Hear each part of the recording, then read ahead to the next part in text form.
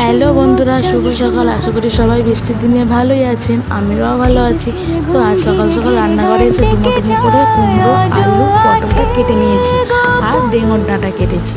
এগুলো বেশ করে তেলে নাড়াচাড়া করে ভেজে নিতে হবে। তার উপরে মসুরির ডাল ছড়িয়ে দিয়ে বেশ করে ভেজে নিতে হবে। বেশ করেই দিতে হবে মসুরির ডালটা, যেহেতু এটা ডালের রেসিপি। তারপরে জল দিয়ে পরিমাণ মতো এর উপর ডাঁটাগুলো দিয়ে সিদ্ধ চাপিয়ে দিলাম। তো এটা সিদ্ধ হতে তো অন্যদিকে আমি আদা, রসুন, কাঁচা লঙ্কা, পেঁয়াজটা বেটে নেবো। তোমার বাটাও রেডি। আর আমি এদিকে তারপর ডালটা সিদ্ধ হয়ে আসার পরে নামিয়ে নিয়ে গরম তেলের ওপর তেজপাতা, শুকনো লঙ্কা, জিরে, পাঁচফোড়নটা ভেজে নিয়ে তার উপর টমেটোটা বেশ করে ভেজে নেবো।